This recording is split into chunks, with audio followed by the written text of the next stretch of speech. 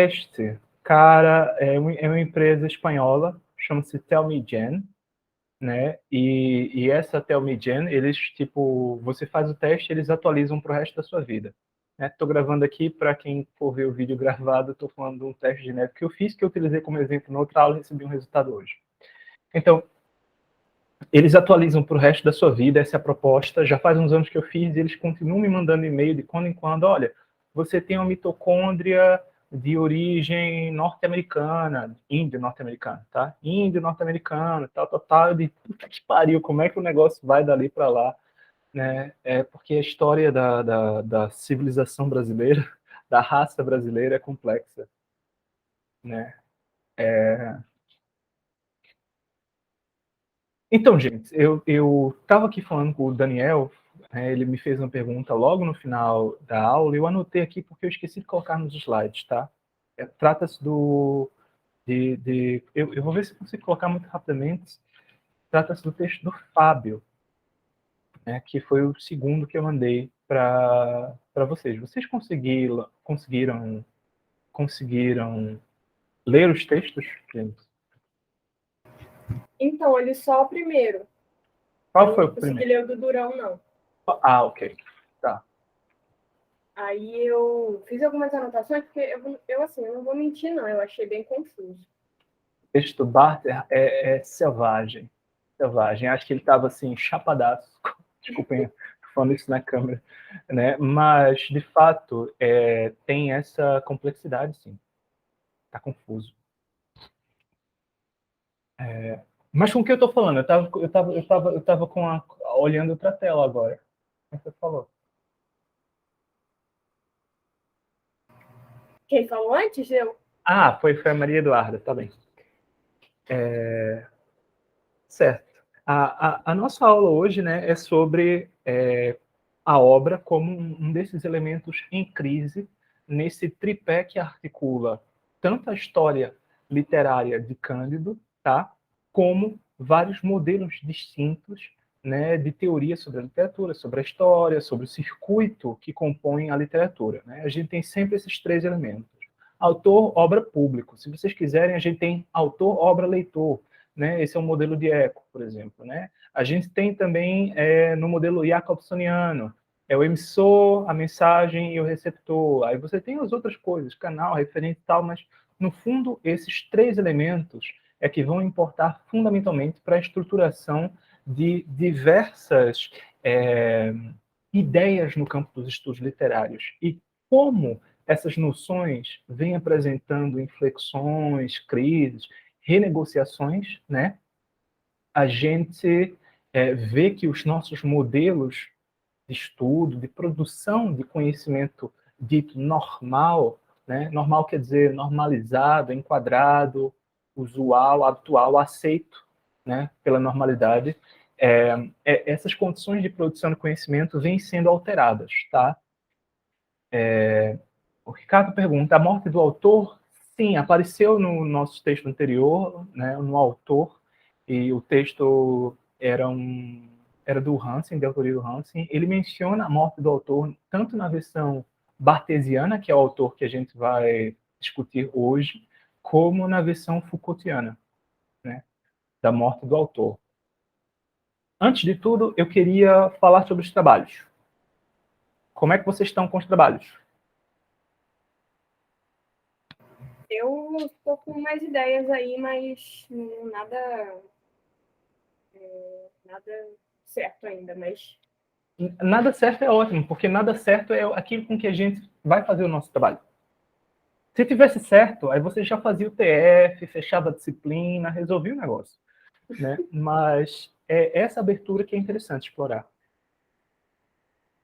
Né? Eu tenho tentado apresentar sempre, falar sempre da escrita, né, como uma ferramenta para estudo. Né? Quando vocês fazem atividade de leitura, que lembrando, são duas, no mínimo, 4 é bom, tá? 4 garante um bom fechamento aí. 2 é o mínimo, tá?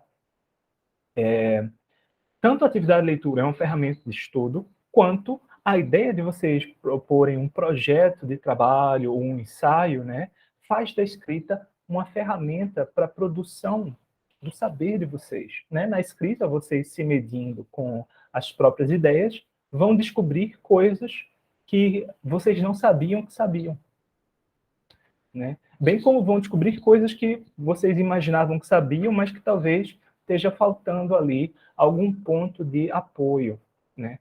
Portanto, você falou, Maria Eduarda, que não estava muito certo e tal, mas esse é um bom gesto, é mesmo um bom começo. Se a gente puder ficar incerto até o final do curso, é ótimo, né?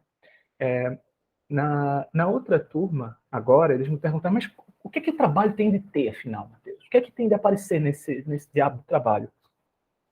Eu disse 4 elementos, né? Eu falei já para vocês em outra ocasião, acho que aparece num vídeo e tal, mas no trabalho, tanto na forma do projeto como na forma do ensaio, eu exijo 4 coisinhas, tá? É o meio esquema para fazer resumo acadêmico, e se vocês olharem os resumos acadêmicos, os bons, no geral, podem ter esses 4 elementos, talvez não configurados tudo discriminadozinho, né? Se vocês forem olhar lá os exemplos que eu dei, às vezes tudo é recombinado, mas tem esses 4 elementos. Existe uma situação geral, né? O que eu chamei de caso, que eu tenho de estabelecer inicialmente, né? Eu tenho de apontar um certo quadro, eu tenho de dizer, nos estudos literários, o texto da obra ao texto de Barthes foi muito produtivo para a elaboração de vários outros conceitos. Qualquer coisa assim. E eu tenho um problema aí. Né? No caso, uma introdução? Desculpa te interromper, mas só para eu entender. Tipo uma introdução que você quer que a gente faça? Sim, a introdução, se você quiser adotar o projeto, mas também serve como resumo, tá? São 4 elementos que vão aparecer tanto no resumo, como no trabalho como um todo, tá? Eu falei assim no tom de introdução, né? Porque soa realmente como introdução. Mas no fundo é isso, é estabelecer o caso, tá? Estabelecer o caso. Então, você vai dizer qual é o caso, e aí você vai levantar um problema. Ora, o problema dessa naturalidade com que a gente olha e usa o conceito bartesiano do texto é blá, blá, blá, blá, blá. Certo? Então, você falou de uma situação e falou de um problema. Você também pode utilizar outros, pode ser qualquer outro texto, né? No texto Literatura e para Literatura, Aguiar e Silva diz que... como é que ele diz, meu Deus? Diz que para a literatura não é um juízo de valor, porque coloca a literatura ao lado do para a literatura. Aí você levanta um problema. Mas, na sua construção do conceito, né, ele acaba tirando da para a literatura tudo aquilo que se refere à produtividade, né, da literatura dita erudita. Então, né, existe uma assimetria nessa conceituação que acaba empobrecendo a paraliteratura de uma forma que nem sempre é justa. Eu, particularmente, acho justo e acho pouco. Mas você pode adotar outra perspectiva, né? Você deve criar o problema, tá? Eu sugiro leituras, né, que vão por dentro do texto. Mas você pode pegar 2 autores, dizer, ó, o autor A diz isso, o autor B diz outra coisa. O autor A é um imbecil e o autor B é outro imbecil, porque a verdade está ali no meio, sabe? Nem vinho demais, nem pouco demais. Você nunca vai descobrir a verdade. Você tem que estar sempre assim, meio embriagado. Né? Isso é Blaise Pascal que diz, tá? Isso não sou eu que estou inventando. Isso é um autor cristão francês dos pensamentos, né? A obra chama-se Pensamentos. Vinho demais ou demasiado pouco, não deem a ninguém, porque assim não se descobrirá a verdade. Enfim, você pode colocar essas 2 coisas. Então é ótimo, contrapor 2 coisas é ótimo.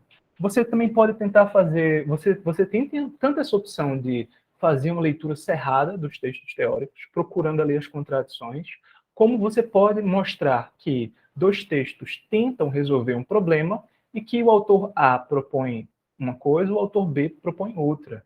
e pode tentar fazer uma conjunção, ou pode colocar os dois para brigar e torcer por um deles, né? Dizer, esse aqui tem a verdade com ele, esse camarada aqui, porque o outro é um filho da puta. Eu tô gravando, cara, não posso falar essas coisas gravando, porque o outro não é bom caráter, tá? Vocês podem articular a coisa como vocês quiserem, tá? Eu só prefiro que a minha exigência, né, é que tenha esses 4 elementos. Eu falei de 2 até agora, mas eu quero sentir revolta, tá, gente? Eu gosto da revolta. Se vocês não estiverem sentindo muita revolta, inventem uma revolta. A revolta é muito mais interessante. E o que eu estava dizendo para a turma para mim não importa tanto os resultados. Para mim importa a imaginação com que vocês vão produzir os problemas, tá? No fundo, o problema, né, aquilo a gente viu com o Gumpas, ele fala de uma certa estagnação. Esse fenômeno de estagnação, ele é típico das humanidades. A gente chegou a certas noções, né? Essas noções, esses conceitos, eles estão tão próximos dos nossos valores fora do ambiente da universidade que a gente deixou de pensar, né? Eu vou dar um exemplo aqui, que é o que eu estava falando antes de vocês entrarem. Alguns devem ter pego um pedacinho disso, né? O elogio da multiplicidade. Porque tudo tem de ser múltiplo, blá, blá, blá, tudo tem de ser integrado, multiculturalismo, blá, blá, blá. Massa. De uma perspectiva, né, de valores, de uma perspectiva axiológica, considerando a moralidade, né, a gente precisa aceitar radicalmente aquilo que é diverso da gente. Radical. Isso tem que ser radical. Né? Mas isso é um imperativo ético. Isso não pode, né, reverberar necessariamente em estruturas conceituais. Não é porque, de uma perspectiva ética, né, eu tenho de aceitar, não simplesmente aceitar, mas defender, né, aquilo que é diverso de mim, o seu direito à existência, o seu direito a gozar de tudo mais que universalmente seja possível estabelecer, né? Não é por isso que eu vou aceitar qualquer coisa dentro do texto, não é por isso que eu vou aceitar qualquer coisa como sendo válido, não é por isso que Harry Potter é bom, tão bom quanto Machado de Assis. Entendem? Então, a gente tem essa tendência a transitar de certos conceitos que pertencem ao universo social diretamente para dentro da universidade e inversamente, né? Então, a gente vê isso bem, por exemplo, estava falando nesse sentido, mas aquilo que se chamam pautas identitárias hoje, né, são um fenômeno muito diverso, não muito, mas bastante diverso do que eles eram 20 anos atrás. Tá? Hoje existe um discurso que é muito mais, que se estabelece muito mais dentro de um universo de negociação, embora a gente conheça exceções nesse sentido, né? Um universo de negociação, né? Enquanto no início a ruptura era muito maior, tá? Um discurso muito mais radical de afastamento do cânone, destruição e coisas tais. Hoje a coisa é muito mais negociada, né? É claro, isso é um pouco um processo de domesticação também do que seja a diferença, né, em transição do plano social para o plano da universidade, mas isso é uma discussão um pouco mais complexa. Não sei se eu seria a melhor pessoa, inclusive, para desenvolvê-la, né? Mas que eu estava falando, meu Deus? Sobre os textos, como fazer os trabalhos, tá? É isso. Eu quero que problemas sejam criados, tá? O problema pode ser absurdo, mas pode ser muito produtivo por ser absurdo, ok? É claro que eu não estou dizendo, inventem qualquer coisa, viajem aí na maionese. Não. Eu quero que vocês visualizem algo com rigor e que sejam capazes de extrapolar. Portanto, os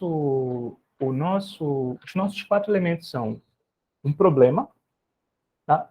Então, os problemas são os seguintes: o caso, a situação, tá? Uma descrição, uma visão da coisa, um problema que você vai tirar desse contexto, desse universo que você me apresentou, uma hipótese, tá? Essa hipótese, ela pode ser um contra-argumento. Eu chamo de hipótese aqui como a gente fala em a sua tese no vestibular, tá? Uma hipótese com que você possa operar a sua argumentação, ok?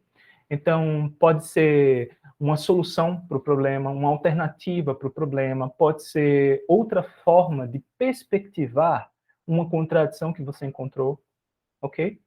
E, finalmente, as consequências, tá? As consequências, para mim, são tão importantes quanto todo mais, né?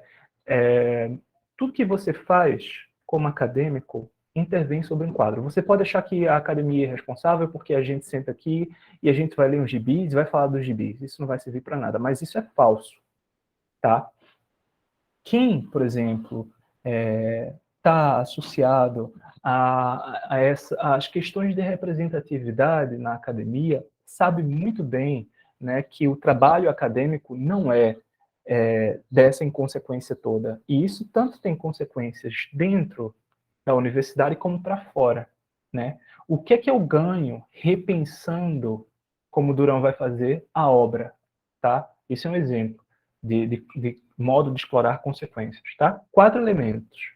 Um caso, uma situação, um tema que vocês vão delinear, um problema nessa discussão, as hipóteses de reperspectivar, de contrapor algo a esse problema que vocês estão visualizando e uma consequência, tá? São esses 4 elementos que tem de ter em todas as formas de trabalho de vocês. E, fora isso, né, eu propus 2 modelos de trabalho parcial. Esses 2 modelos eram o ensaio e o projeto. O projeto é o nosso faz de conta. O projeto é o nosso faz de conta da pós-graduação aqui. É o exercício que vocês vão fazer comigo. Se vocês quiserem fazer isso bem, vocês já saem com uma boa experiência embaixo do braço, né, para o mestrado, tá? Você pergunta desses 4 elementos, tanto no TP como no TF. Sim, para mim, toda ideia tem esses 4 pontos. Tipo assim, se você me apresenta uma ideia que não tem esse contexto ou essa visualização clara de um certo estado de coisas, né, eu não vou entender que problema você está vendo. Se você só me dá o contexto, sem levantar problema, eu não vou entender o que você quer com isso. Se você me dá um contexto e me dá um problema, mas não me dá alternativas, eu vou julgar você mau caráter, porque você está criando um problema para mim, tá? E ainda espera consequências. E se você me dá um problema, né, o contexto, o problema, e uma hipótese, e não pensa as consequências, eu vou pensar que você perdeu seu fôlego em alguma altura, né? Eu vou fazer a pergunta, e daí? Não, tudo isso aí que você disse, muito bonito, e daí? Certo? Eu vou sempre operar assim. Então, toda informação para mim, né?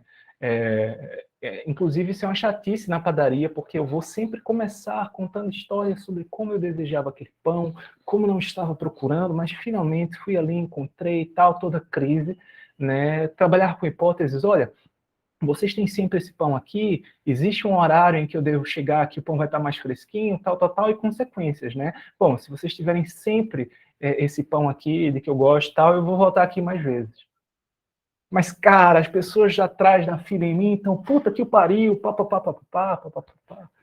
Falei outro palavrão aqui, né? Mas, cara, uma vez, né, eu tinha uma namorada, enfim, com essa namorada, tava na padaria, e ela tava putaça, ela tipo assim, cara, ela teve um momento que ela saiu andando sozinha da padaria e disse, chega, não aguento mais ficar aqui, né, com você na padaria. Porque eu tava conversando sobre pão e coisas tais, e ela tava impaciente com isso, né. Tá? 4 aspectos. E eu dei 2 gêneros, projeto e ensaio. O ensaio é simplesmente uma discussão que vocês vão mobilizar e que vocês vão construindo conforme vocês vão descobrindo. tá? O ensaio é uma tentativa. Então, vocês vão construir o problema e vão elaborar ali, né, essas hipóteses a maneira de tentativa, tá? Eu coloquei um texto do Adorno sobre ensaio, né, que dá algumas sugestões de como manusear ideias, por assim dizer, tá? O outro modelo é o projeto. O projeto, ele já exige um modelo mais acadêmico, né? No projeto, você vai ter uma introdução, uma apresentação do problema, certo? Ou seja, querendo ou não, vai ter uma espécie de ensaio lá dentro. Você vai ter os objetivos. O objetivo desse artigo a ser escrito é tal, o objetivo principal. Você até pode ter objetivos secundários, mas como o espaço é tão pequeno, concentre-se numa questão, tá? Tem como objetivo principal o problema X, pensar o problema X. Você vai ter metodologia, tá? Metodologia, provavelmente, de vocês vai ser análise qualitativa de textos tais sobre o assunto, tá? E, finalmente, a gente vai ter as referências, né? Você vai delimitar um corpus de textos com que você vai trabalhar, tá? Não tem número máximo nem número mínimo de folhas, tá? Mas ando me perguntando, porque as pessoas ficam muito inquietas. Eu diria 4 para o TP, 8 a 10 para o TF. Pouco mais, pouco menos. Tá? E sim, a ABNT é uma questão de religião aqui.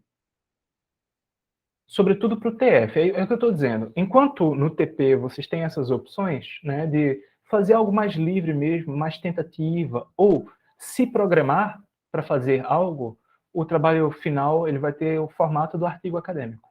E o artigo acadêmico no Brasil é usando a ABNT. Times New Roman 12, tá? Com espaçamento de 1,5, margens da página 2233, ok? E numeração da, da página no canto direito ou inferior, superior, vocês escolhem, tá? Vocês têm dúvidas, gente? Questões?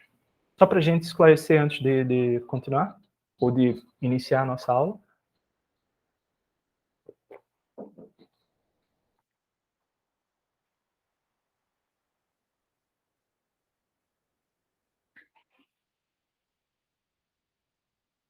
Tudo bem?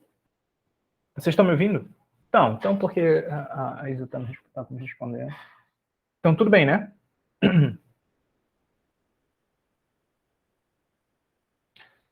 Sim, o tema é livre. O choro também. Brincadeira. O tema é livre, tá? Vocês vão ver que eu sugeri que vocês olhassem para a nossa bibliografia, portanto, para esses textos aqui, tá? Deles vocês podem tirar problemas, né? Tem vários tópicos e vocês podem discutir alguns desses tópicos.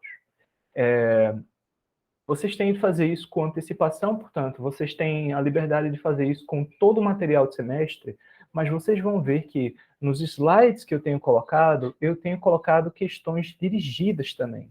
E essas questões dirigidas, elas podem servir, tá, de inspiração para o trabalho. Quando eu digo de inspiração, quer dizer que eu não gostaria que vocês concebessem os trabalhos como respostas a essas questões, tá?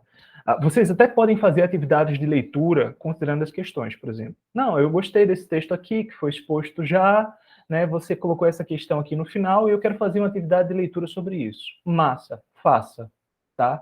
Mas para os trabalhos, o ideal seria você olhar várias das questões que eu coloquei e tentar recombinar, por exemplo, tá? Olhar as questões e dizer, bah, tem essa questão aqui, eu tenho a impressão de que ela se soma a essa questão aqui, eu mesmo sugiro isso às vezes, eu digo, como Gumbrecht falou lá atrás, como Isa falou, tá?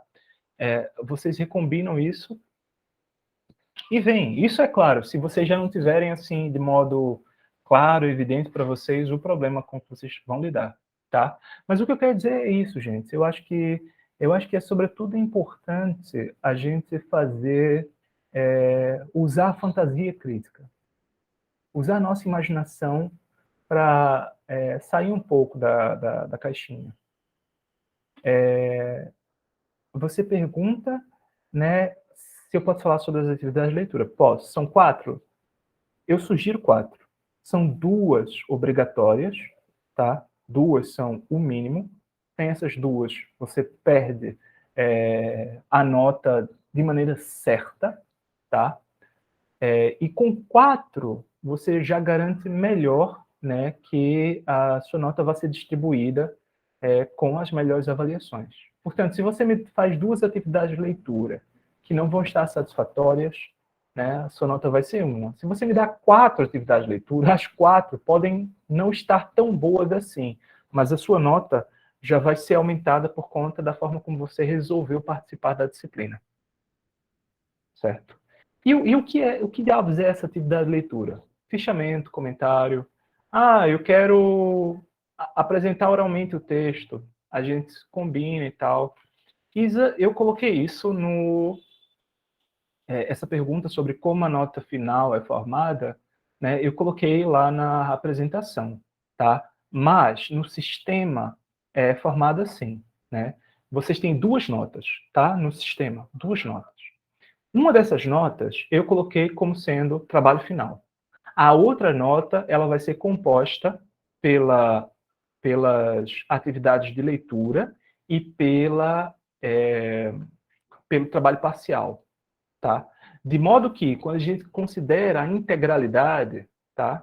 A gente considera a integralidade, TF vale 50%, TP vale 30%, tá?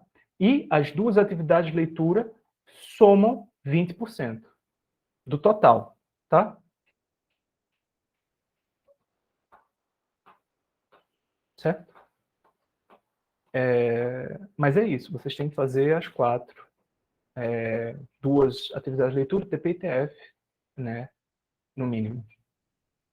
E pode fazer o fichamento de 4 textos? Eu sugiro. A pergunta é se você pode fazer 6 textos. Pode fazer 6 textos também. Pode fazer 10? Pode fazer 10.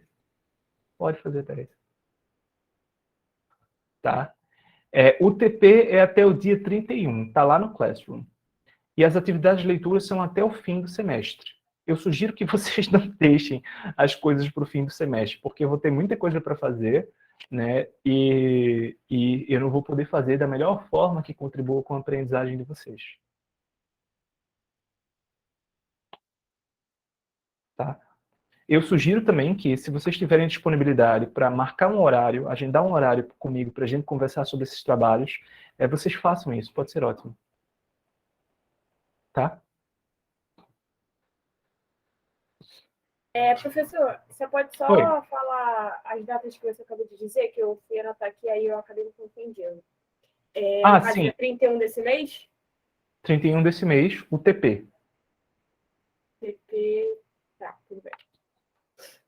Tá? E o TF, né, vai até o fim da disciplina. Eu coloquei, originalmente, até o dia 18 de maio, mas eu acho melhor que vocês me entreguem uma semana antes.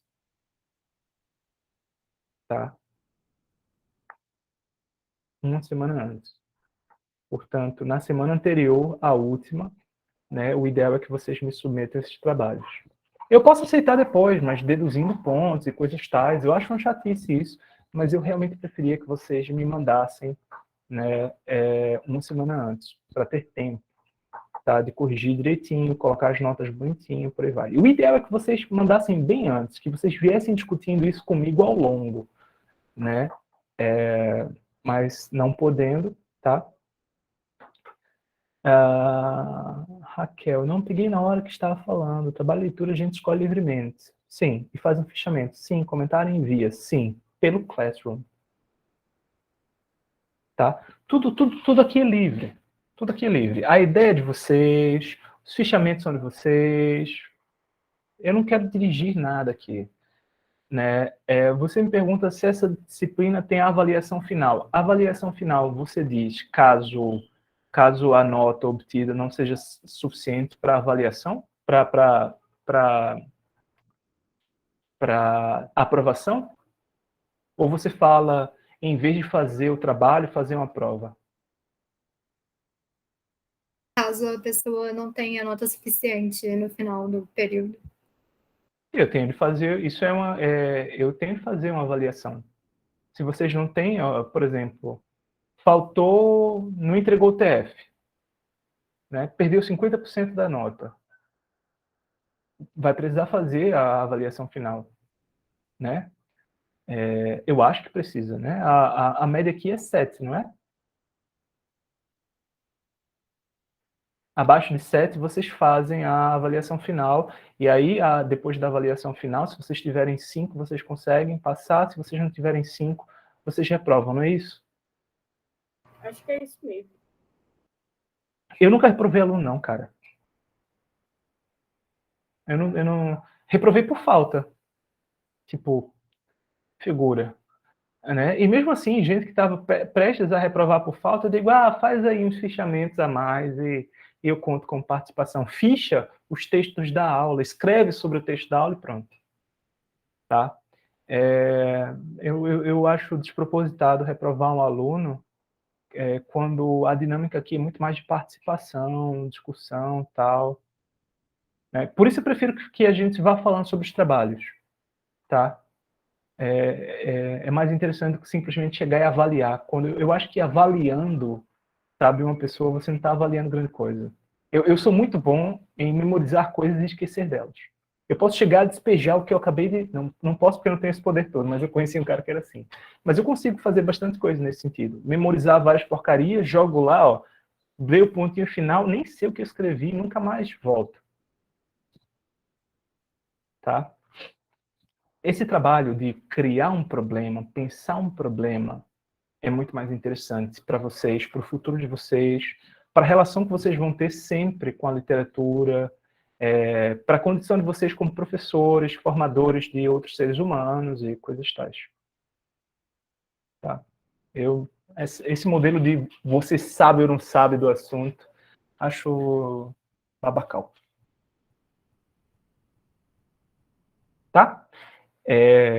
Acho que a gente já ficou um pouco ao demoro para começar, né? Vamos olhar aqui muito rapidamente, tá? O nosso Barthes e o nosso Durão, né? Eu coloquei um terceiro texto aqui, o do Jerome McGann, né? Ele é um crítico norte-americano, filólogo e crítico da literatura romântica. Ele tem bastante trabalhos na área de estudos digitais da literatura, tá? Mais especificamente para o desenvolvimento de ferramentas de trabalho, ok? Não é essa coisa de literatura eletrônica, embora ele tenha uma coisa ou outra assim, muito por alto, mencionando, é mais para produção de ferramentas de trabalho com textos, né? E ele também propõe, considerando esse ambiente digital, uma outra noção de obra, tá, que reveja esse paradigma da textualidade barthesiana. Eu vou começar apresentando o nosso Barthes aqui. Vocês devem conhecer, eu sei que provavelmente vocês estudaram, viram inclusive esse mesmo texto em algum outro semestre, numa disciplina de TL ou prática de interpretação. Então, Barthes é familiar de vocês, né? E, no geral, familiar de todos nós nas letras. O que eu acho importante pensar, né, é como se constitui uma figura, né, como a de Barthes. Porque, à primeira vista, ele pertence, né, àquilo que seria uma classe conservadora francesa. Tá?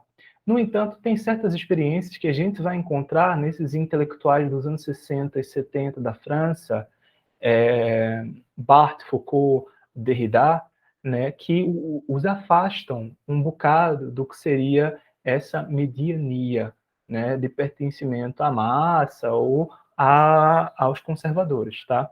Uma coisa que a gente, às vezes, assinala, não que isso seja a causa, tá, para nada, é o fato do Barthes ter sido homossexual. né?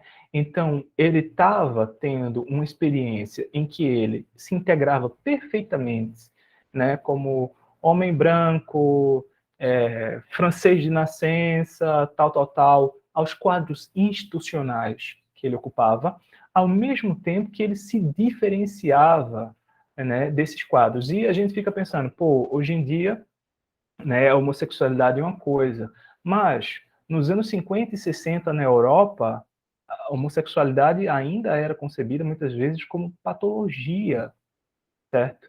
E de repente isso tinha implicações, né, para o lugar discursivo que o Barthes ocupava, o lugar institucional que ele ocupava e por aí vai. Então, é possível utilizar isso como um prisma para pensar, né, essa relação, né, dele com a cultura, né, como ele podia ver a coisa desde uma perspectiva, por assim dizer, privilegiada pela marginalização, né? Privilegiado não é o correto, porque não deveria, não é fácil, né, ser homossexual hoje e não era fácil na época, né? Não é fácil você estar ocupando em nenhuma condição um lugar marginal. Mas parte da experiência formativa dele também diz respeito à contribuição dele com revistas de esquerda, por exemplo, né? Ele é uma figura intelectual de esquerda e também estudou sociologia e psicanálise, certo? Quando a gente vai ver, outros intelectuais têm um percurso muito parecido, né? Existe uma inteligência, na verdade a gente diz assim, inteligência, né? Ali em operação francesa, marxista e tal. E tem esse livro do Laurent Binet, né? La Septième Fonction du Langage, traduzida em português brasileiro como Quem Matou Roland Barthes, né? Que conta essa história. Claro, faz toda uma caricatura, coloca várias figuras, né? Desses intelectuais ali em interação na França. Tá? É muito interessante ver isso. Ele foi atropelado pela van da lavanderia, cara, voltando para casa. Puta merda. Puta merda. Né? Morreu cedo, quando a gente para de pensar também. Mas vamos continuar, pessoal. Eu quero falar aqui da obra ao texto, né, de uma maneira sumária, porque vocês já conhecem, tá? E eu acho que a melhor forma de perspectivar essas relações é pensar como se constrói um espantalho da obra, né? Como existe uma assimetria que constitui essa diferenciação entre texto e obra, né? Então, a obra é algo de concreto. É um fragmento de substância que se vê nas livrarias, enquanto o texto é um campo metodológico. Portanto, é uma ideia, né? Algo da ordem do processo, ele é demonstrado. Tudo que está entre aspas aqui são palavras do próprio Barthes, tá? Ele se prova num trabalho, numa produção, é uma travessia. E aí vem várias coisas, né? A obra é um fragmento, é um pedaço, não é a coisa, é um fragmento de substância. Que você diz, está nas livrarias. Ou seja, para você acessar uma obra, você tem de comprá-la, né? Além disso, o texto, ele está envolvido com o mundo do trabalho. Pô, se você conhece minimamente o marxismo, você entende que a categoria do trabalho, da produção, né, é o grande vínculo, né, é o eixo central, né, da antropologia marxista, tá? A categoria do trabalho. O que é que define o homem como homem e o que é que o diferencia do animal? É o trabalho. Animais não trabalham, tá? As intervenções que os animais com que os animais incidem sobre a natureza, elas são pontuais e quase acidentais. Animal tem ferramenta? Tem ferramenta. Corvo tem ferramenta. Corvo raciocina, povo raciocina, mas quem trabalha, quem transforma isso num processo social é o homem, que modifica a natureza nesse processo. No caso, quem vende a força de trabalho, né? Quem vende a força de trabalho? No caso, o homem vende a força de trabalho, o animal não vende a força de trabalho. Isso já é outra fase da coisa, tá? Mas sim, Tá bom. a gente tem o fator antrópico, tá? É precisamente o trabalho, e o fator capitalista é a venda, tá? Não é que a venda caracteriza o ser humano. Entendi o que você quis dizer agora. Certo?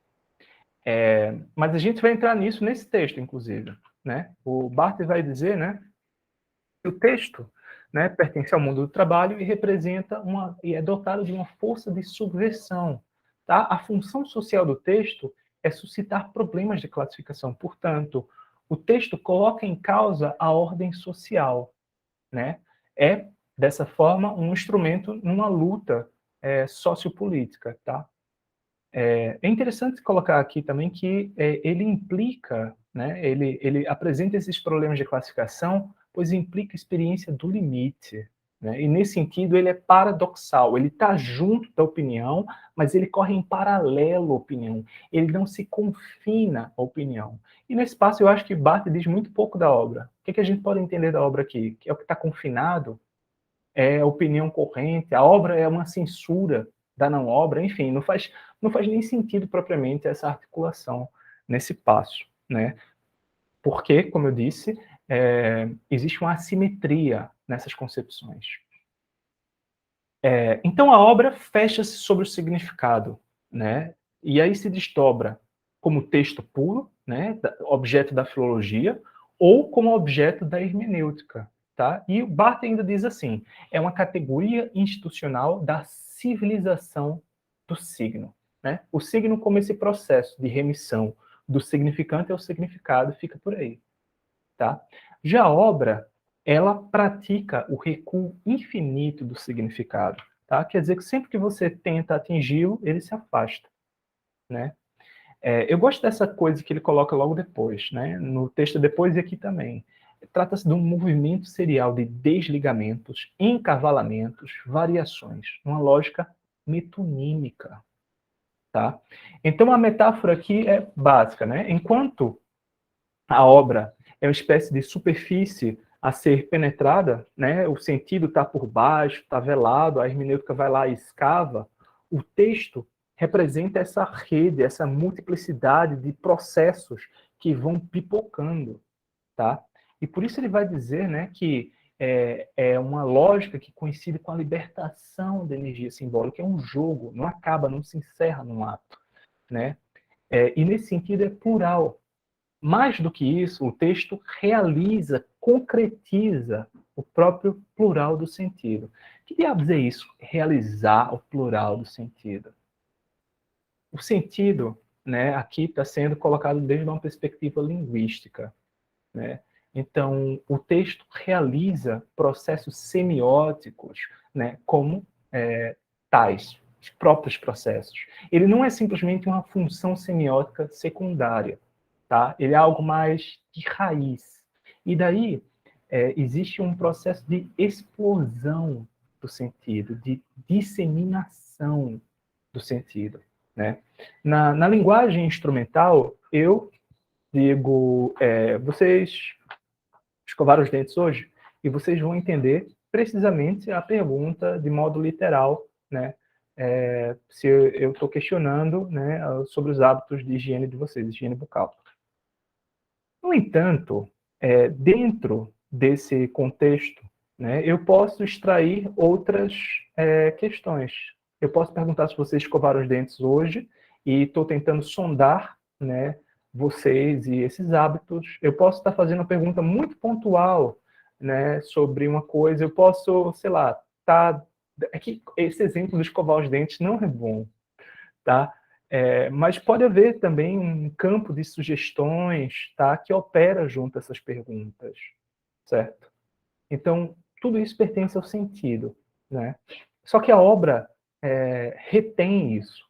E ela retém remetendo o sentido textual às fontes e influências e, em última instância, ao próprio autor como origem do sentido. Tá? E vocês vão lembrar, né, da aula passada que Barthes coloca em xeque a instituição do autor. Né? Por isso a obra satisfaz ao mito da filiação. Né? O que é o mito da filiação? É eu dizer que eu sou X, Y e pronto. É isso que me justifica, está explicado. Né? Eu sou brasileiro, portanto, eu sou assim assado. Né? A filiação, ela sempre postula um dentro e um fora. Isso é o que me pertence, isso é o que está fora de mim. quase por natureza, aquilo que está fora de mim, aquilo que é diferente, ameaça a estabilidade do que eu acabei de colocar. Então, o que está fora de mim é, com frequência, ruim. Eu não consigo admitir que o que está fora de mim tem o mesmo valor que eu. Né? A gente suprime a diferença quando a gente afirma, muitas vezes, a identidade como algo dado e não como processo. Enfim, várias discussões. Mas isso aqui é uma simplificação, gente. Né? A ideia básica aqui é de que o texto concretiza a textualidade, essas remissões infinitas, esse deslizamento, desligamentos, variações, tá? Isso mostra a pluralidade de possibilidades de significação, ok? E daí ele vai falar, né, dessa intertextualidade dos textos. Os textos são feitos de citações, de referências e de ecos, enquanto a obra ela vai estar sempre nessa raiz, né, que eu posso pesquisar, fontes, influências e o autor lá no meio, tá? Basicamente, a obra é resultado de uma pessoa que gera muito mais, chupou um limão e está fazendo cara de pra gente, né? Enquanto o texto é o cara maneiro, que é libertador, tal, pá. A gente deu limão a ele, ele fez uma caipirinha e a gente continuou conversando sobre o assunto. Tá? Questões até agora, gente? Eu quero ser sumário mesmo aqui, tá? Porque vocês podem sempre retomar o texto e tal. Né? O que você acha difícil, Ricardo?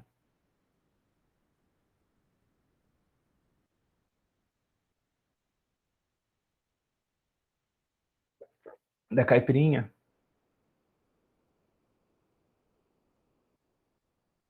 Tá certo. A ideia básica aqui é que essa construção conceitual do texto faz dele uma clara arma, tá? Política anticonservadora, né? A obra é precisamente tudo aquilo que é conservador, estável, fechado, tá? Tudo que acaba. A obra, Barthes vai dizer depois, está associada ao consumo, né? Enquanto o texto não. O texto é produção, dinâmica, trabalho. O texto é jogo. A obra não é jogo. A obra é cara de cu, né? O texto é jogo, tá? O texto cria um certo campo de respeito nessas relações, né? Filiação, determinação do mundo, correlação das obras entre si, né? A propriedade. A obra impõe um respeito, a obra tem uma aura, né? Já o texto não, o texto é transgressor. O texto tem seu antepassado no próprio texto na Idade Média, né? O texto ele pode ser quebrado. Eu vou explicar para vocês o que isso quer dizer, né? E em última instância, o texto reduz o próprio autor a uma função do papel, né? Um eu de papel. Da mesma forma, num outro texto, né, Barthes vai dizer que o leitor não tem uma psicologia, tá? O leitor também é de papel, né? A gente tem um conceito de Humberto Eco de leitor modelo, né, como sendo aquele que é previsto pelas estratégias textuais de significação. Portanto, trata-se, né, da transformação em texto de certas instâncias de existência positiva na sociedade, que são pessoas de carne e osso, que escrevem e leem.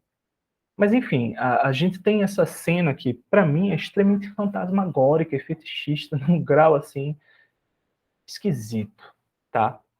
É um objeto de consumo. E depois ele faz esse trocadilho, apenas o crítico executa. Por quê? Executar aqui, né, a gente pensa, o cara executou a música, tocou. Né? Enquanto a palavra tocar em francês, né, tocar no sentido de performar, executar, né, é jouer, como no inglês. Né? Você encena uma peça, você play, né? Você play, you play. Né? Você toca uma música, toca um instrumento, play. Né? Então, o texto é um play, é um jogo. Deixa eu ver o que o Thiago disse aqui.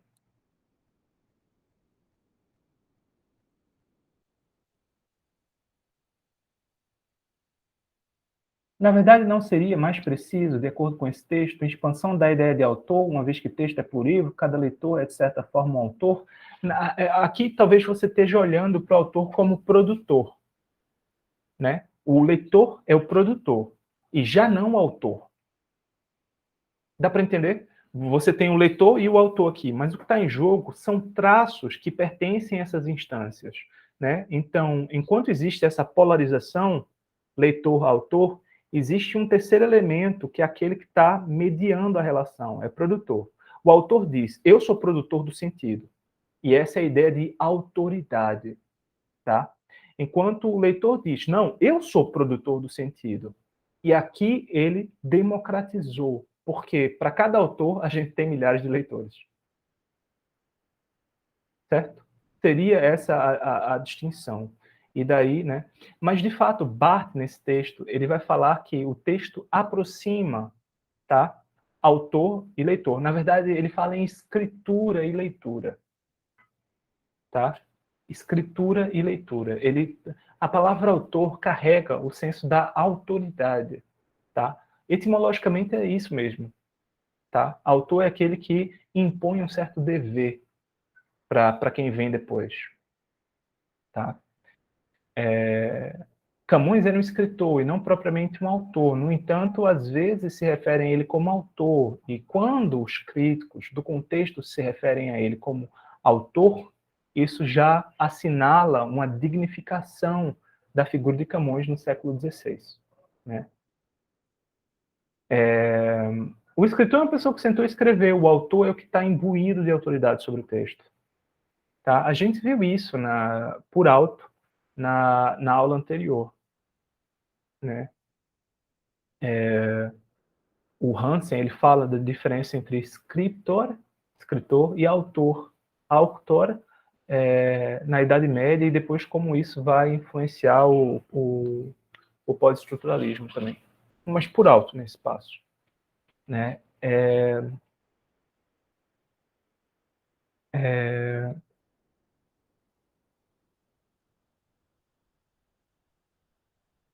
Não se trata já de autoridade, né? Mas de produtividade. Porque a autoridade é o meu poder de calar a boca de outra pessoa. A autoridade é o meu poder de impor. A autoridade é o que eu exerço contra outra pessoa. E o texto não é essa possibilidade de você se impor contra outra pessoa, né? Mas a gente chega lá, certo? E esqueça autor e autoridade. Autor e autoridade do mal, tá? O Barthes aqui, ele diz, a obra, ela exclui, ela olha a pluralidade como mal, mas o fato é, Barthes não consegue lidar com a autoridade, por isso a autoridade é o mal. Tá? Então a gente tenta se apagar aqui. O que eu entendo que você está tentando colocar, né? Você está dizendo que tem certas características do autor que passam para o leitor. Isso é outra forma de colocar, tá? A instância autoral migra, né? Na verdade, o Hansen vai dizer que a instância autoral migra para o próprio texto. O próprio texto, né, é fetichizado como se ele fosse dotado de uma capacidade inerente de produção, né? Então, se existe um autor, no fundo é o próprio texto, né? Mas, de fato, a produtividade fica nas contas do leitor, nesse caso, tá? Mas eu quero que vocês entendam, enquanto eu estou fazendo a leitura dessas categorias dentro de Barthes, eu estou tentando negociar os limites de Barthes com Barthes. Por isso, a gente tende a afastar autor, aqui nesse sentido que ele está questionando, e obra. Autor, obra, autoridade, filiação, propriedade, consumo, são todos elementos que pertencem à crítica marxista, tá? Enquanto ele vai associar, né, também o texto a tudo que há de bom em dois discursos, o marxista, né, e o discurso psicanalítico que tem até hoje a proposta de libertar os seres humanos da opressão, né, sobre o corpo, por exemplo, tá? Mas é por aí, de fato, né? O que existe é eu estou tirando o peso que um polo tem, o do autor, e passando para o outro. Assim, o grande ponto aqui, talvez, a levantar, é que esse texto do Barthes, ele tem um caráter programático, ele é para ser entendido como uma espécie de cartilha, tá? A ser seguida, muito mais do que um alcance conceitual propriamente, como a gente espera, definições da linguística que a gente possa empregar e tal. Não, tem um propósito, tem um lugar moral aqui, tá? É isso que a gente tem de ver. E, finalmente, ele diz que a obra oferece um prazer de consumo, é um prazer triste, porque quem está na posição de consumidor não está imediatamente na posição de produtor, tá? E é aqui que a gente pode voltar à intervenção da Maria Eduarda. Já o texto está ligado ao gozo, ao prazer sem separação. Prazer sem separação? Que diabos é prazer sem separação, mano? É você acordar de manhã e continuar lá agarrado. Que diabos é isso? Né? Aqui, a gente está combinando duas coisas. Primeiro, a palavra psicanalítica, né? Jouissance, gozo. Né? Jouissance é uma espécie de prazer que não se limita a uma mera fruição, né? Mas é da esfera do jogo.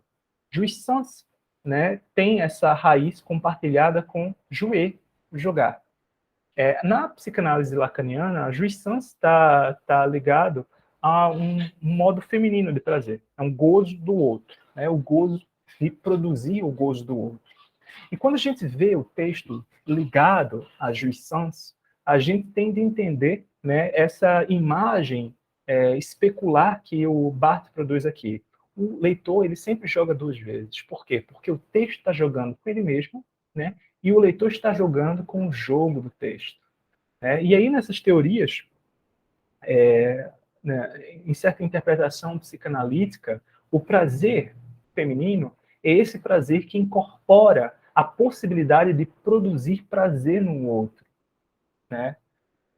E daí, é claro, as mulheres são as mestras, né? Isso culturalmente, nos processos de castração. A mulher é uma figura que, por formação, é castrada do seu desejo, e a forma como ela negocia a sexualidade dela com o parceiro, né, tende a reproduzir a mesma dinâmica de limitação e assim instaurar essa ordem do jogo sexual, né? Enquanto o prazer masculino é um negócio direto, obsceno, né?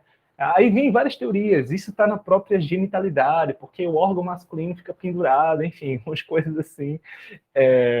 Mas vocês percebem que aqui a gente está aproximando vários discursos, recombinando todos esses discursos num golpe só, né? Crítica cultural marxista, crítica psicanalítica à sociedade repressora da sexualidade feminina, tá? Enfim.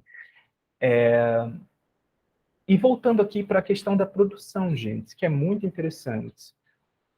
O homem é o ser que trabalha. Por meio do trabalho, ele produz as condições da própria sobrevivência, alterando a natureza para isso. Isso é o ser humano.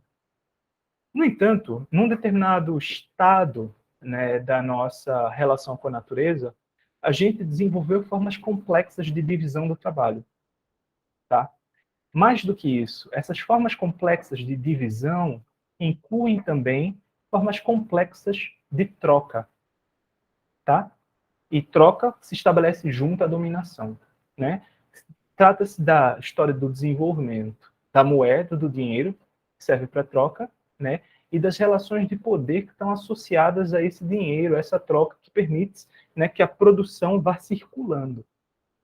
O capitalismo é um estágio avançado do dinheiro. Né? O capitalismo não inventou a troca, não inventou o dinheiro. Só que o capitalismo é caracterizado precisamente pela centralização das relações sociais em torno do princípio de troca. Tá? Eu quero que vocês fiquem com essa ideia. No capitalismo, tudo é troca, tudo é comensurável.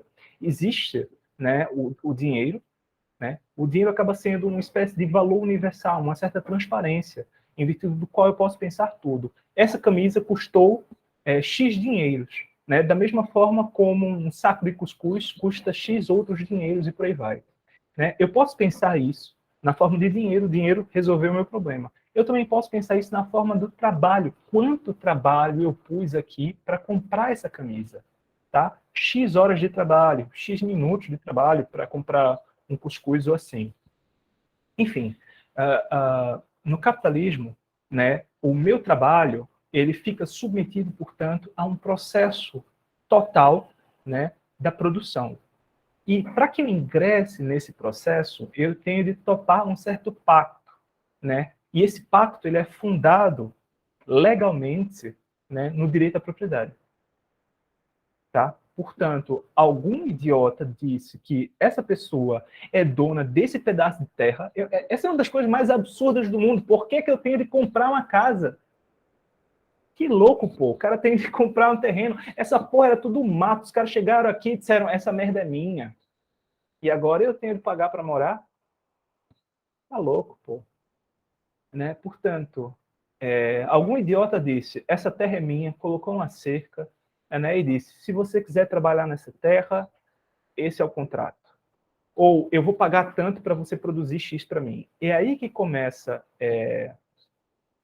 o capitalismo. Eu vou pagar para você X, tá, pelo seu trabalho. E aí você sabe que o seu trabalho vale X.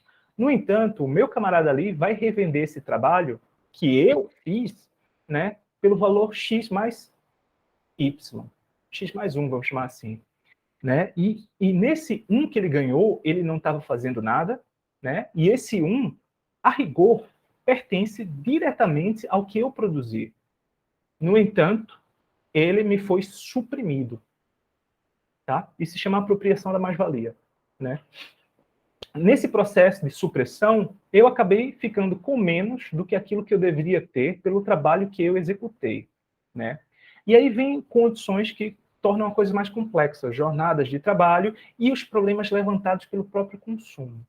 Enquanto eu produzo e sou alienado do meu trabalho por meio da troca, uma troca que é desigual, porque eu recebo menos do que eu produzi, quem recebe uma parte do que eu produzi, né, é o cara, ele se apropria de horas da minha vida que não valeram nada para mim. Eu me coloco também na posição de consumidor. E quando eu vou consumir, teve outra pessoa lá por trás que estava trabalhando, né? E outro idiota, né, que estava coordenando essa pessoa, que resolveu ficar também com um dela. Então, eu pago um valor mais alto do que deveria pagar pelo trabalho da outra pessoa, também considerando o quadro social de que a gente faz parte enquanto produtor. Eu sou alienado na produção e eu sou alienado também no consumo, porque isso acaba sendo restrito. Né? E aí todo o sistema se articula para criar a compulsão. Né? Eu trabalho para poder consumir. E consumo, no fundo, como uma forma de compensar, né, primeiro, satisfazer as minhas necessidades básicas e compensar, né, a desgraça que é trabalhar e ser, né, roubado. Tá? Eu gosto de ser professor por isso, porque, primeiro, eu trabalho para o Estado. Né? Pelo menos agora eu trabalho para o Estado, eu consigo fantasiar, né, uma certa cena de justiça social em que o Estado redistribui o trabalho dos membros, né, na forma de impostos, coisas tais, papapá, e progride em algum sentido. Mas o fato é, eu já trabalhei no sistema particular, né, e eu sei dizer que aquele camarada ali estava roubando, explorando o meu trabalho. Tá? E era um filho da puta, vou dizer mais. Eu trabalhei numa escola, cara, os caras tinham posto de gasolina. Você tem uma sociedade lá, papapá, e o que é que você tem? Tem o mercados de escola, né? Tem várias linhas de escola, tem a escola para classe A, para classe B, para classe C, escolas e cursinhos, né? E tem também posto de gasolina, mano. Posto de gasolina para mim é que é louco. Para que serve? Talvez para lavar dinheiro, não sei. Né? Mas, de qualquer modo, essas são as nossas relações, né? Impostos não são roubo. Não. Impostos são compensações, né, que parte da população paga em virtude da violência que o Estado assegura, né, ao mesmo tempo que reprime. Impostos são uma mediação do Estado relativamente a isso. Agora, se você me pergunta se imposto sobre consumo é roubo. Sabe por quê? Porque quem deveria pagar imposto é quem lucra e não quem consome. Né? Quem consome só está perdendo.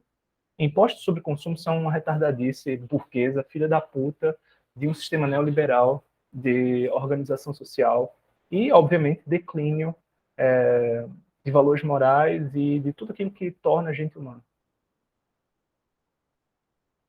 Enfim, é um pouco mais complicada essa discussão, mas vamos voltar aqui para a produção e para o consumo, né? Portanto, o consumo, né, sofre essa crítica porque ele aliena também, né? E as obras culturais, as obras que o crítico executa, né, o crítico mata, e que só ele, no fim das contas, executa no sentido de tocar, jogar com a obra, né, elas são, portanto, reacionárias. Tá? O consumo debilita a capacidade produtiva do ser humano, limita. Né? Então, o texto surge aqui como essa figura a que ele associa, né, uma utopia social. Tá? O texto aqui, essa entidade, o texto, né, promete revolucionar as condições de nossas relações sociais por meio da cultura. É muito bonito, né? Essa rebeldia toda e tal do Barthes. É bacana, a gente pensa. No entanto, uma coisa que o Fábio Durão levanta é precisamente a limitação que esse texto tem, isso aqui é outra coisa, que esse texto tem relativamente às implicações concretas para a organização social.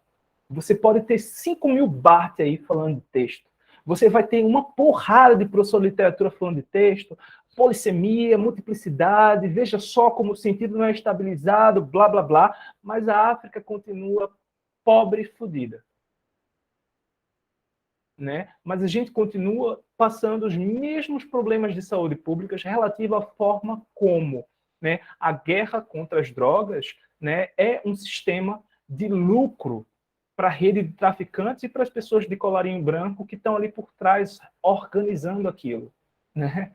Portanto, o texto e a utopia social que ele configura, que ele assinala, não tem implicações efetivas, não servem para nada. Para nada. Né? E aí é muita pretensão, desde nossa Torre de Marfim, achar que a gente vai resolver os problemas do mundo produzindo discursos. Não quero problematizar aqui questões de representatividade que são legítimas em diversos âmbitos da sociedade. Eu só estou dizendo que certos paradigmas de produção discursivas são inúteis. Inúteis. Né? A gente tem de aproveitar melhor esses espaços para criticar mais, para pensar pontos decisivos de intervenção sobre o mundo. Né? E não para entrar nesse autoelogio, ou autocomiseração também, né? Da universidade com respeito aos próprios poderes, blá, blá, blá. A literatura ninguém lê porque as pessoas não se identificam à literatura, as pessoas não se identificam a nada, porra, as pessoas consomem. A identificação por meio do consumo, ela vem de cima a baixo, não de baixo a alto. Não é que as pessoas se identifiquem, é que elas são identificadas, né, por meio de processos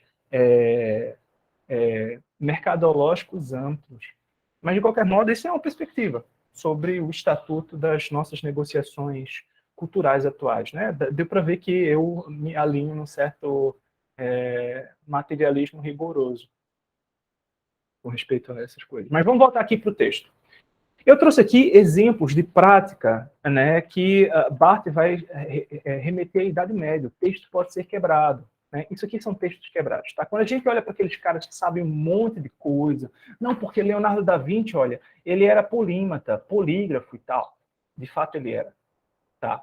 Mas o grosso, se não todos, inclusive o da Vinci, né, desses gênios do século XVI, aquele homem renascentista completo que desenvolve todas as faculdades, conta piada, dança e tem fígado bom para cana, né, muito disso pertence a essa cultura textual. Eles não têm esse conceito de obra que a gente tem hoje. Vou pegar o meu livrinho aqui, sentar e pulei uma frase. Ai, meu Deus, não estou sendo fiel. Alguma coisa escapou na minha leitura. Meu Deus, não é assim que se lê Dostoiévski. Não tem isso. Os caras tinham fragmentos. Pensem, você não tem como imprimir textos. Você só pode transcrever. Você vai perder um tempão do caramba reescrevendo o negócio todo. Você vai escolher o principal. Tá? E era isso que se fazia. Então, eu tenho textos aqui, vocês vão ver certa forma de comentar as margens, vocês vão ver nos textos à direita, tá?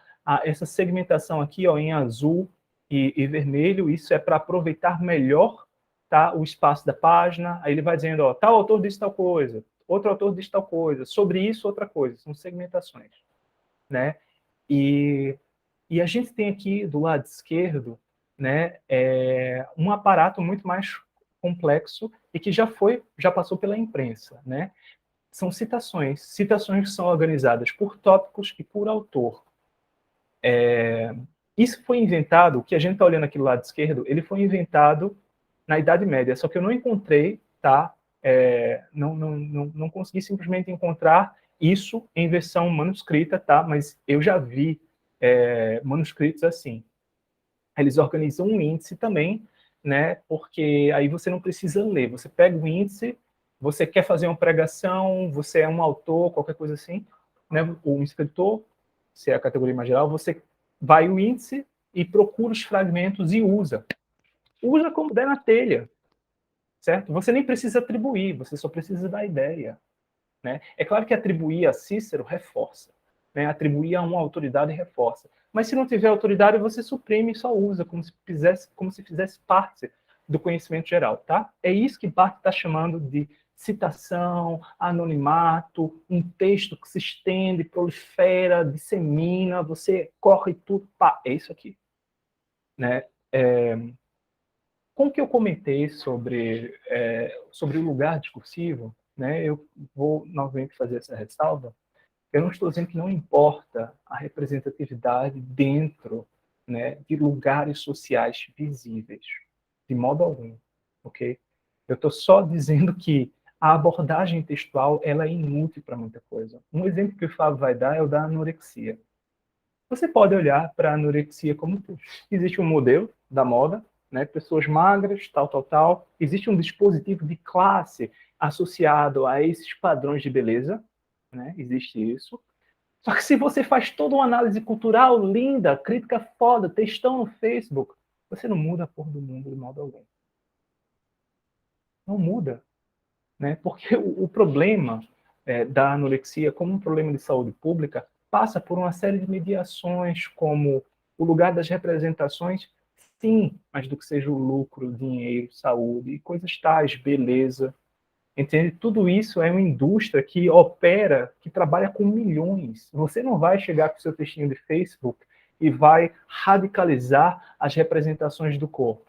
A Avon não perde dinheiro, né, colocando outras pessoas que não se enquadravam nos padrões na propaganda. Ela ganha dinheiro, né? Só que a moda continua sendo, né, fundamentalmente produzida num determinado sentido. Por mais que incorpore, tá? É possível haver uma tendência a alargamento, mas os problemas associados ao lucro, à exploração do corpo, à sexualização, inclusive, né, das pessoas continuam. Não modifica substancialmente essas relações. A Maina alivia? Talvez, mas não foi o texto do Facebook. É claro, mobilizações sociais de caráter mais geral, sim, e aí os textos do Facebook como apoio, mas enfim, eu falo para a gente pensar o alcance dos conceitos como texto. E aqui, o texto do Fábio, eu quero só chamar a atenção para umas coisas, né? No começo, o nosso colega Daniel, ele chamou a atenção ao seguinte, ele não tinha entendido claramente, porque não tinha discutido isso aqui, né? Aqueles 3 problemas que o Fábio encontrou no conceito de texto, né?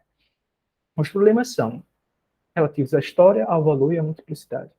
O texto, ele não é capaz de absorver a história. Isso Fábio diz. Por quê? Porque o texto, ele é uma construção. Você pode ver texto, né, em Bataille, esse é um exemplo do Barthes, como você pode ver texto na antiguidade. Certo? E aí se torna um problema quando a gente pensa que toda cultura ela é resultado do antagonismo de forças, né? E todos os objetos culturais exprimem, registram a violência das classes em algum determinado ponto. Né? Quando a gente olha, por exemplo, para os trovadores ali, da Provença mesmo, não estou falando dos trovadores galego-portugueses. Quando você olha para os trovadores da Provença, você vê que todo esse elogio da figura feminina, a sacralização, né, a substituição dos rituais de submissão ao Senhor, né, a homenagem, né, que seriam ao senhor feudal, passam para a senhora, para a mulher. Aí você diz, pô, por quê? Porque a mulher é sagrada, porque é boazinha, porque ela está sendo domesticada? Não, porque os caras queriam casar para subir de classe. Quem eram os trovadores? Né? Quem eram os trovadores? Se vocês forem ver a literatura latina dos Goliards, é a mesma coisa. Tá? O senhor feudal tem um filho. O primeiro filho é o que vai ser dono de tudo. Se tiver filha, vai ter que casar com alguém. E se tiver um segundo filho, homem, o que é que ele recebe? Nada. Nada. Se ferrou. Se ferrou. Né? Se torna um nobre menor, dependente, cliente dos outros. Isso vai ser padre. Esse é o primeiro passo. Colocar o camarada na instituição. Né?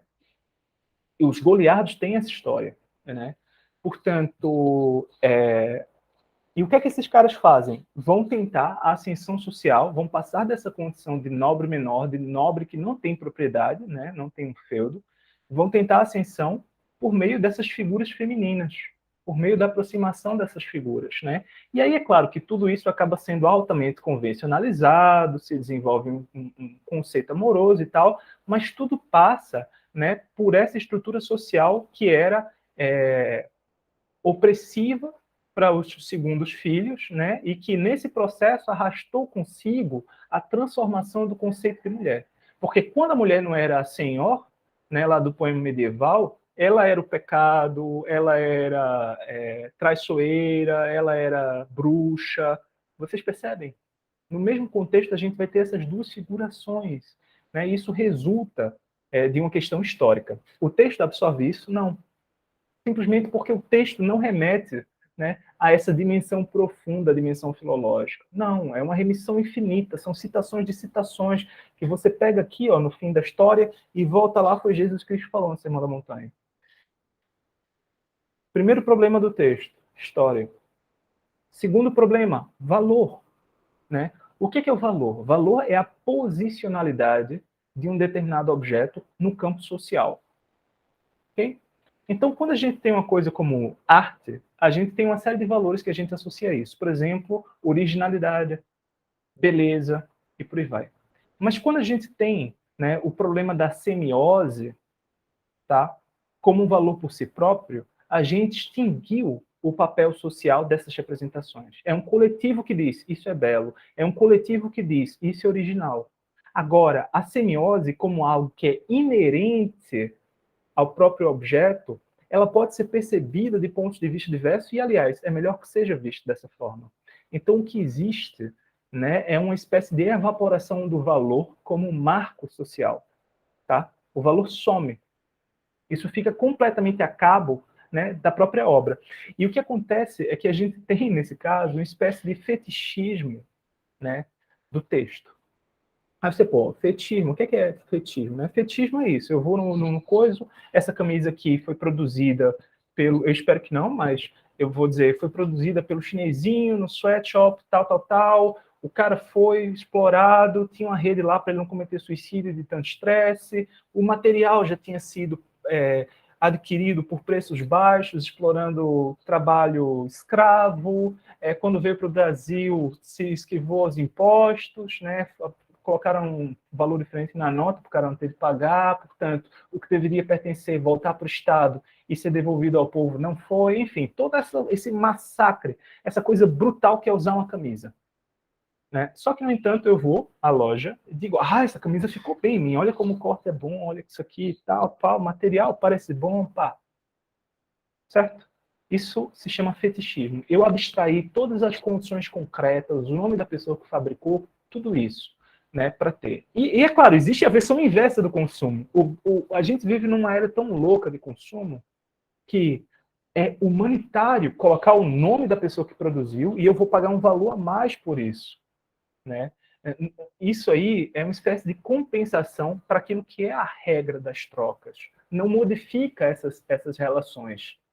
Ela produz uma aparência, né, que permite a minha consciência má consciência fica mais ou menos reconciliada no fim das contas. Não, eu realmente exploro, consumo Netflix, blá, blá, blá, blá, blá, energia, faço parte dessa cadeia brutal de exploração da espécie humana, mas eu vou lá no Starbucks porque eu sei que os caras pagam bem os produtores de café nos países de que eles importam o grão. Né?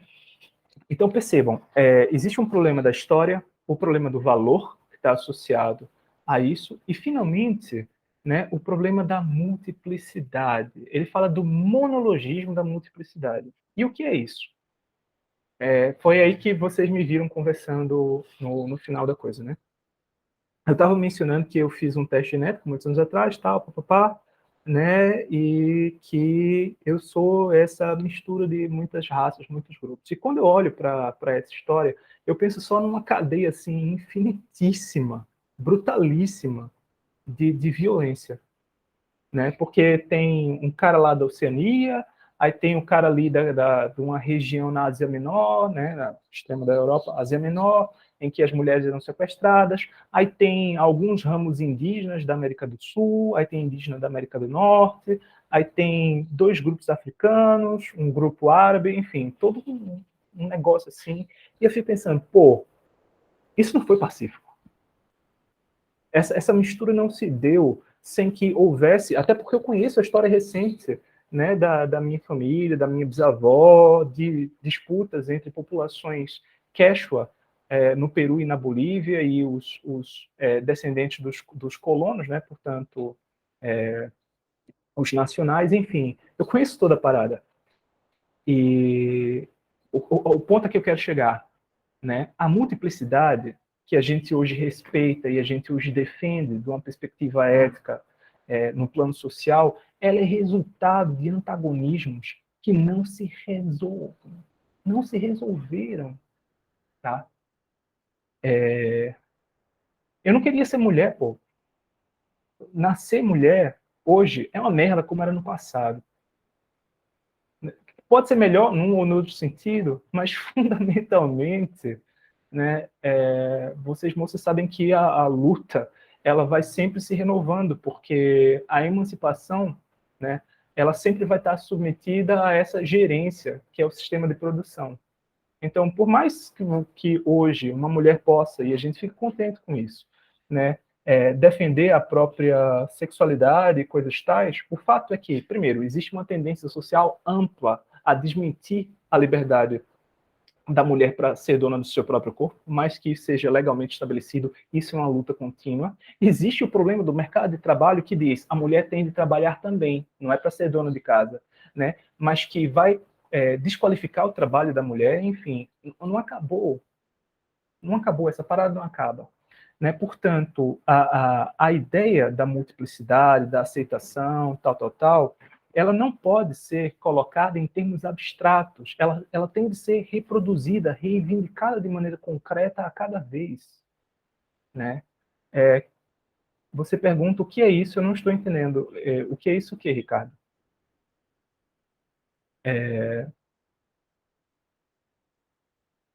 Mas, enfim, eu quero que vocês percebam. Mas você nasceu mulher?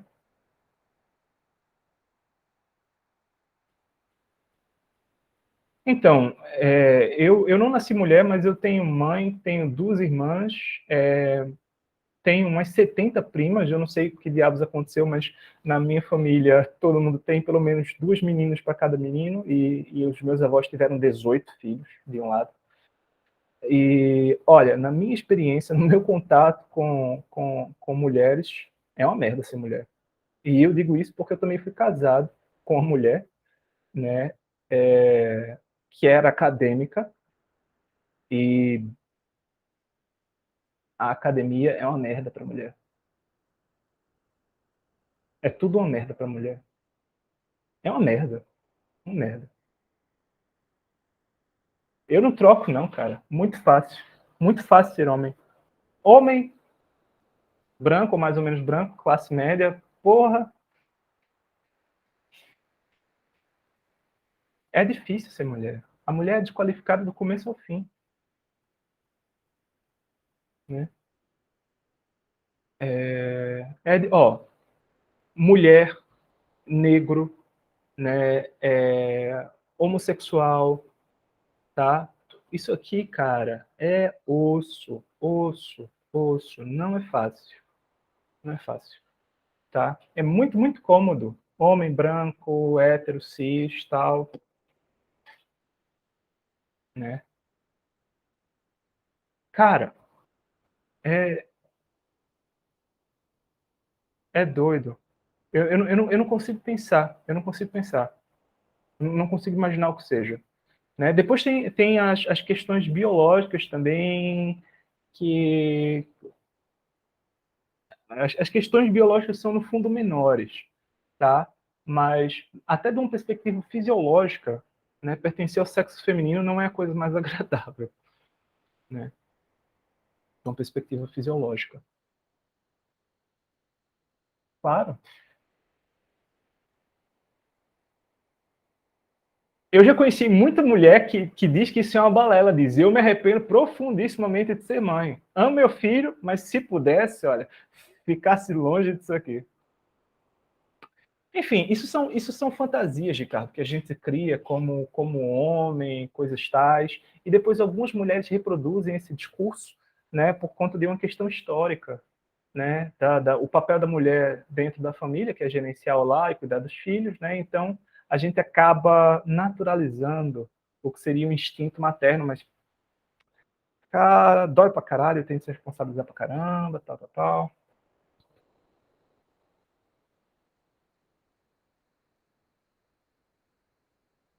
Eu ainda não falei da obra do Durão. Tá, Tiago? Tiago está perguntando, e aí eu vou responder aqui, né? Está gravando o vídeo. O texto é tratado tanto por Barthes quanto por Durão como a possibilidade de se extrair sentido de uma obra. Sim, a certo modo, né, o Durão vai manter o conceito de texto. Vai dizer, o que Barthes está chamando de texto é isso. Então, diz respeito à produção e não extração de sentido. Tá? Produção. Né? Extrair é retirar, remover. Produzir é trazer à frente. Né? Então, a produtividade é essa coisa abundante, contínua. Se eu extraio petróleo da terra, né, isso uma hora acaba. Agora, se eu produzo petróleo, se as fontes a partir das quais eu produzo fossem inesgotáveis, isso era outro. Mas, é claro, não se produz petróleo. Petróleo é catástrofe biológica histórica permanecente, sei lá. Né? Cara, definir o texto de um modo sucinto, você consegue pegar os 7 pontos lá de Barthes e dizer o texto é esse processo de remissões, é uma rede, é uma ideia, é uma construção. Texto é uma existe uma forma ainda mais sucinta, tá? A Guiara Silva diz que o texto é uma entidade do plano ênico, tá? Aí você diz, entidade do plano ênico? Peraí. Não. Pera. É a diferença que os linguistas utilizam entre o êmico e o ético, tá? Fonética diz respeito a esse caráter geral. Fonética são leis gerais, né? Enquanto o êmico é a concretização do som, do fone, né? O fonema é a concretização, a materialização do fone dentro de um sistema. E o texto seria, eu acho, essa entidade fonêmica, tá? Seria não fonêmica, mas êmica, desse plano de concretização. Né? Portanto, o texto se definiria, dentro desse quadro, como precisamente essa realização, atualização, concretização de um sentido. Tá? Nesse sentido. Mas, enfim, uma coisa que você perguntou agora, com sua pergunta, a gente consegue ver direito, isso é uma paleonomia. A ideia de texto já existia antes.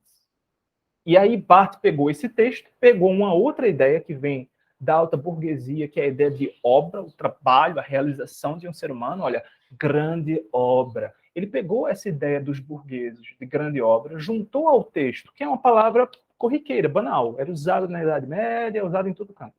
Ele juntou as duas coisas e opôs uma a outra, escolheu o texto.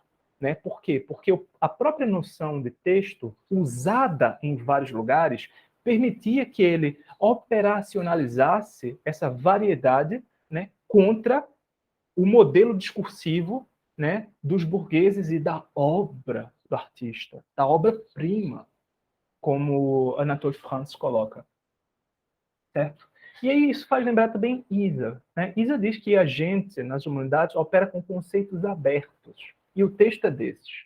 Eu chamo de texto uma coisa, você chama de texto outra. A gente parece que está se entendendo.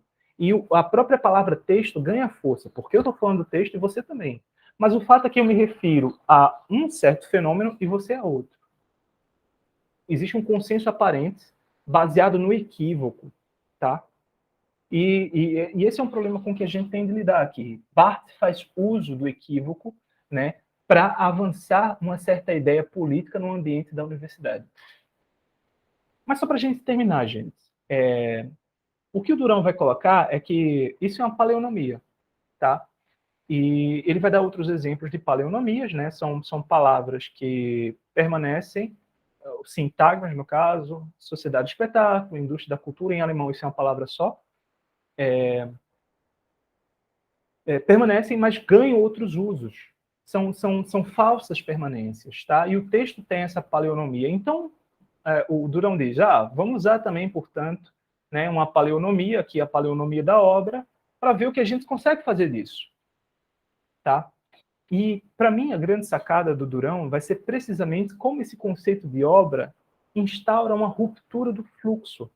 Enquanto o texto é esse processo infinito de remissões, deslizamentos, coisas que remetem a outras coisas, Barthes diz, pertence à ordem do significante. O que é o significante? É a forma ideal da forma material da palavra. Tá? É uma forma material. E o significante faz o quê? Remete a outro significante indefinidamente. Esse é o eixo metonímico. Tá? A gente diz classe, né? Mas na verdade eu estou no meu quarto aqui, no escritório, vocês estão no quarto de vocês ou na sala, né? E por aí vai. Portanto,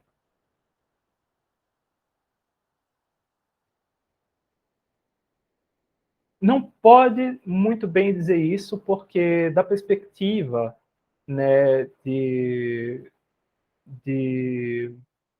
Barthes, tanto obra como texto pertencem ao fenômeno.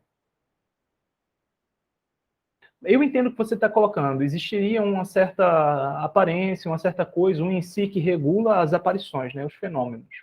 Mas não, a obra não seria esse em si da coisa. Tá? É tudo da ordem do fenômeno. Né? O estruturalismo, todo ele, todos os conceitos estruturalistas tendem a isso que a gente chama do mundo fenomenal. A lógica, né, da aparição das coisas, e não da falsa aparência que você penetra, que teria um em si coisal do número. Tá? É tudo fenômeno. Mas, só para a gente fechar aqui isso, né? Quando a gente olha para a crítica marxista da sociedade, a gente volta lá para o Manifesto do Partido Comunista como um dos primeiros e clássicas observações sobre isso, tá? A gente olha para o capital precisamente como esse frenesi da produção, né? O capital cria a ilusão de que a gente pode produzir para sempre. A gente vai desgraçar o mundo inteiro, vai violentar a humanidade inteira para continuar produzindo valor. Tá? A gente vai inventar mercados, a gente vai civilizar os povos para que eles possam entrar nos nossos rituais de consumo, né, de modo a assegurar a perenidade da produção. Por que diabos eu tenho de me meter no meio de uma tribo indígena e ensiná-los a beber Coca-Cola? Né? A antropologia até tem um problema aí, uma aporia, que é a gente vai fazer o que com essas pessoas? Manter como se fossem bichos no zoológico, um zoológico afastado, mas eles estão lá presos. Cultura indígena, raiz, não vamos mexer nisso, enfim. Né? O capitalismo coloca o mundo numa situação aporética. Né? Ou a gente civiliza para ferrar a galera, ou a gente mantém a galera aí, nesse quadro, obscurantista muitas vezes. Parem para pensar meu Deus do céu, excisão feminina na África. Vocês conhecem isso? Outro aspecto de ser uma merda ser mulher. Mulher é a maior parte da população. Estatisticamente, né, a África tem 1,1 bilhão de pessoas. Eu podia ter nascido mulher na África. Jamais, meu Deus. Não troco. Né? Excisão é cortar, né, o clitóris.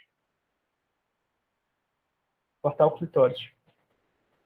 Para tirar o prazer feminino.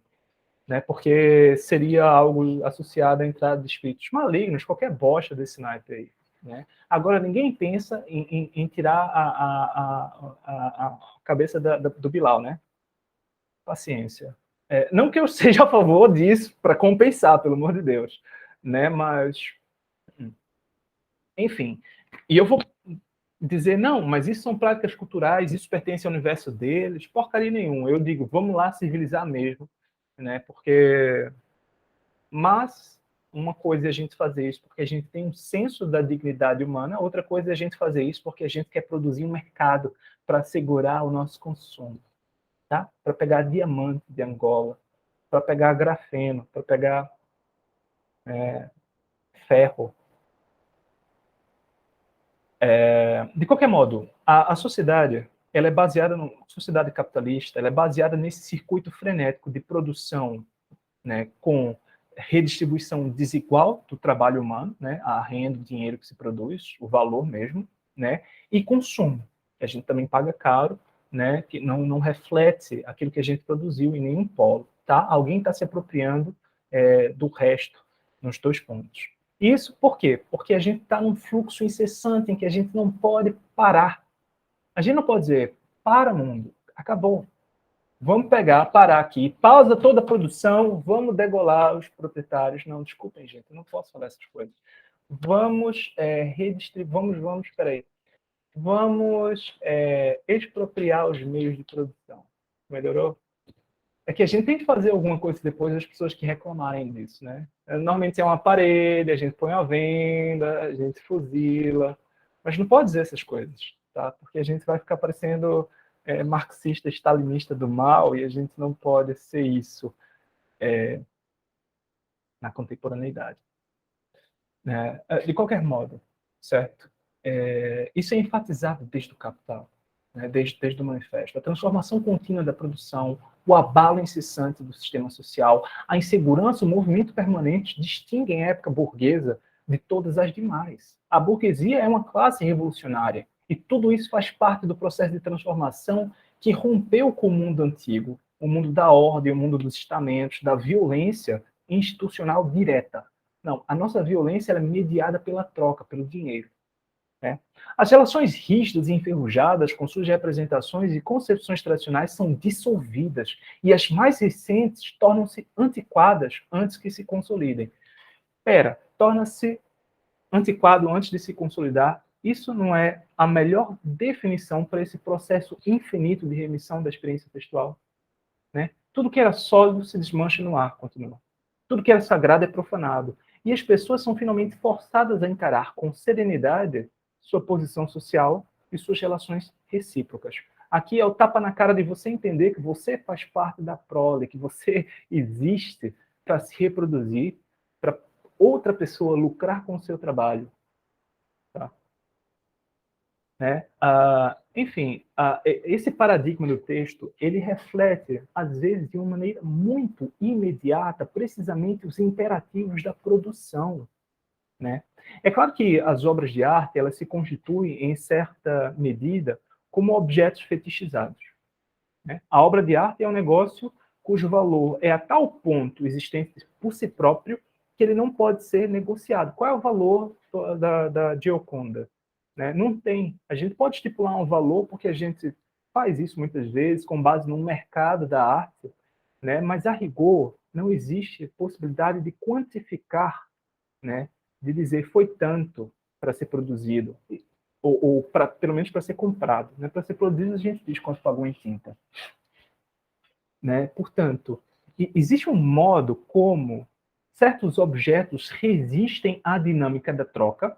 Existe um outro modo segundo o qual esses objetos se entregam à dinâmica da troca, tá?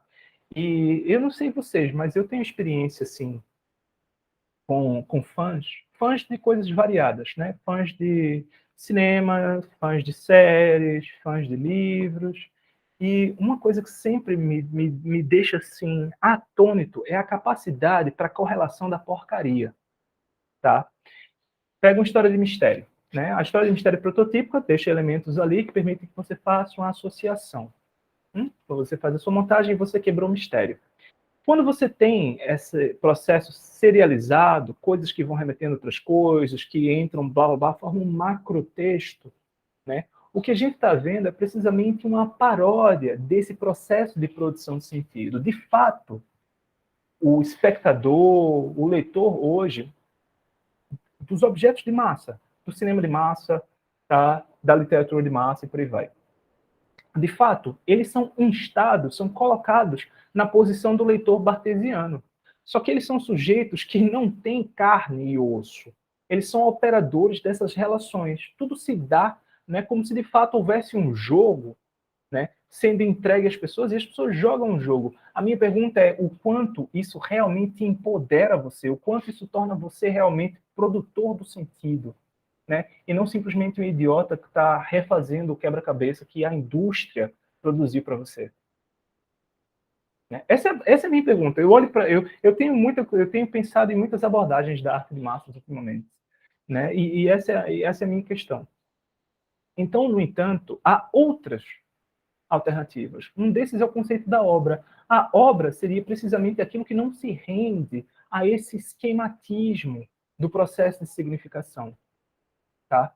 E aí tem o programa lá do Fábio, né? O primeiro ponto é perceber que a obra é uma ruptura com esse fluxo, tá? E é justamente aí, nessa ruptura, que o pensamento começa, tá? Eu sugiro que vocês leiam, se vocês não leram o texto do Fábio, vocês podem olhar aqui no material também, eu fiz um resuminho e coloquei 3 questões, tá? Estão relacionadas um ao outro, por isso eu coloquei os números, né? Pode servir para vocês, se vocês quiserem trabalhar esses temas, tal. Peço que vocês desculpem os palavrões nessa aula, porque às vezes a coisa vai subindo, a gente fica revoltado, sabe? Você passa o dia lembrando de coisas que aconteceram, aí vem a escola, exploração do trabalho, pá, é pancada, é punk. É punk. Tá, gente? Muito obrigado pela atenção de vocês. Vocês têm dúvidas, gente? Tem questões, comentários que vocês queiram fazer? Tá ótimo, professor. Não precisa se desculpar, está certo. Obrigada aí Com pela a aula. revolta? Não, tá certo, tem que se revoltar mesmo. Obrigada pela aula, tá? É isso. Tá bem, agradeço eu.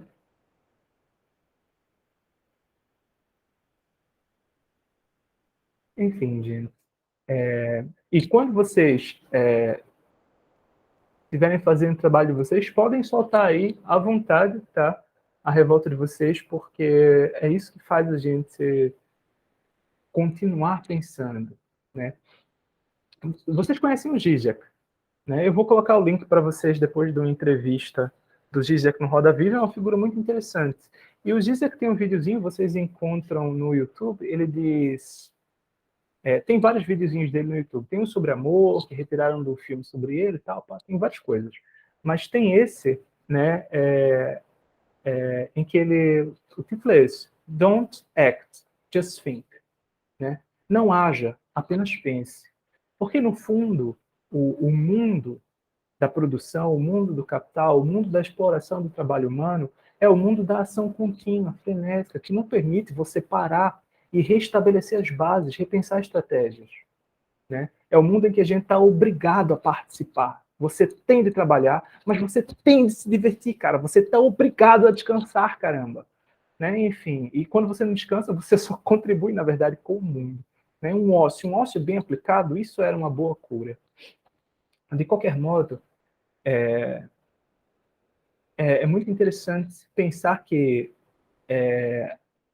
a obra, esse conceito que o Durão vai tentar reabilitar, seria como um modo do sujeito humano se apoderar do ritmo da própria experiência. E não tanto nessa posição abstrata do leitor bartesiano, sem psicologia, que opera, joga com o texto, né? Mas um sujeito de carne e osso, que quando olha para um objeto, faz parar o mundo dele, o mundo dos outros, de repente, enquanto crítico, enquanto professor.